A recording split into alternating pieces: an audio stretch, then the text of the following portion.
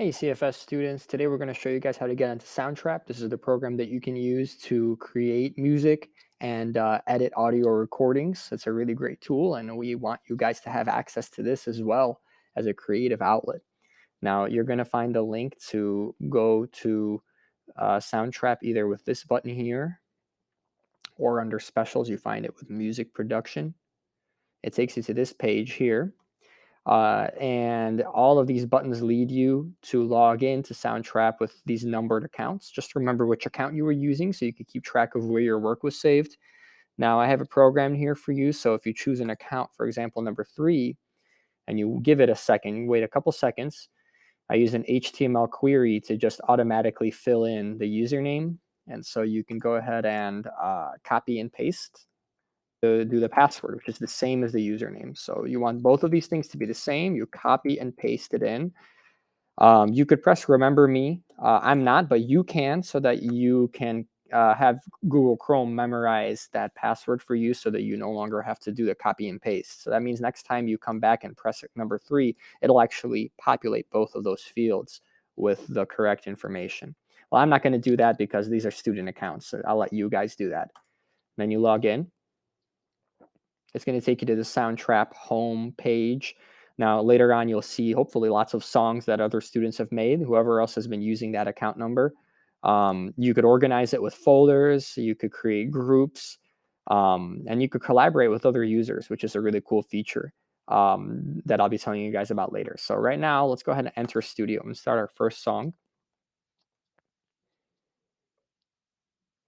We probably want to do music. If you choose podcast, it'll set it up for recording your voice, but you'll still have access to switch to other features later on as well. I'm just going to do music for now. Now, here we have on the two sides, basically we have here virtual instruments that you can play.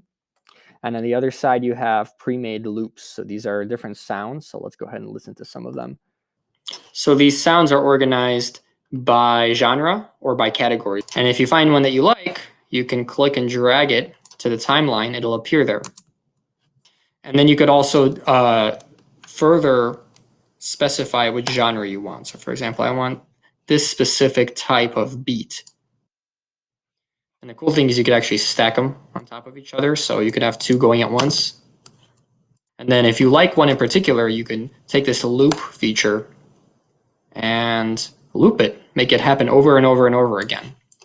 And that's nice, so you don't have to keep adding them. You could keep extending it as long as you'd like.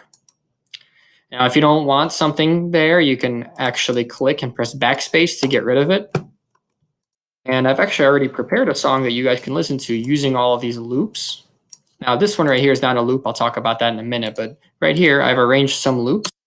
Zoom in a bit so you can see closer. That I was able to play those note by note using this piano. And the way you do that is on the other side, add new track, and you could actually play lots of different virtual instruments, and it lets you choose different sounds. So they all sound different. And if you press the red dot, it lets you play them and record what you're playing. And it comes out like these lines and dashes. You could do that with beats as well. You could also arrange it mathematically with different patterns, and it'll show up right here in your timeline, ready for you to loop. So a lot of different options. Another fun thing is the microphone feature. And the way you pull that up is just where the instruments are. There it is right there. I already had one waiting, mic. You could record yourself talking, singing, rapping, or playing an instrument. And the cool thing is, I'm not going to do it now. You probably don't want to hear me sing, but the cool thing is after you've recorded that, it'll look like this, like sound waves. And you could hover the mouse and say edit. So you could like auto-tune your voice, which can be hilarious or useful depending on how you look at it. You can make yourself sound like a baby, sound like a chipmunk. You can play it in reverse. So there's a lot of different things that you can do on here between the loops and the virtual instrument. So a few more things that are a little bit more advanced. You are able to change the key, which is basically the combination of notes that's being played. So there's a limited, finite amount of those. So if you understand how key signatures work, this might be very useful for you.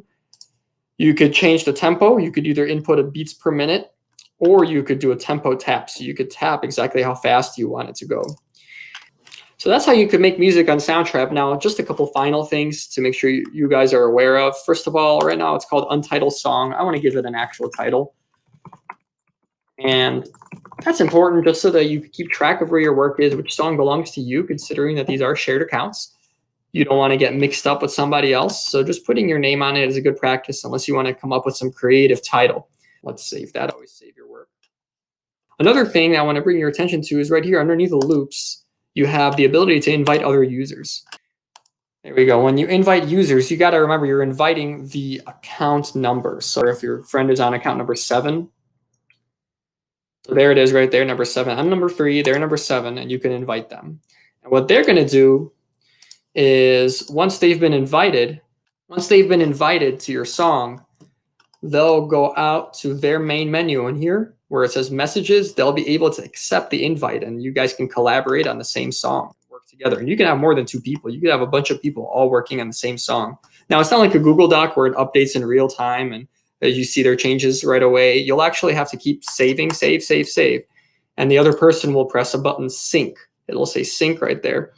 And then vice versa too. So they'll save and you'll press sync. You'll have to keep going back and forth, save and sync, save and sync. Otherwise, you won't see each other's changes. But it is a nice feature to be able to work together on the same song. So I hope you guys have fun with this. I hope that you find this to be a creative outlet. You know, even when we're kind of stuck at home, it doesn't mean that you can't be creative and connect with others. And how many of you know that music is a great way to connect with others? In fact, God encourages as much. Psalm 96 in the Bible commands us to sing to the Lord a new song. Sing to the Lord, all the earth. Sing to the Lord, praise his name, proclaim his salvation day after day. Declare his glory among the nations, his marvelous deeds among all peoples. So just start thinking about, what are the ways that music can be used to spread the good news of Jesus Christ, especially in these difficult times. I believe that music is just what somebody might need to hear, a song or a melody or something to inspire them and give them hope. So consider this as another ministry tool, just like video editing, just like everything else that we're equipping you guys with.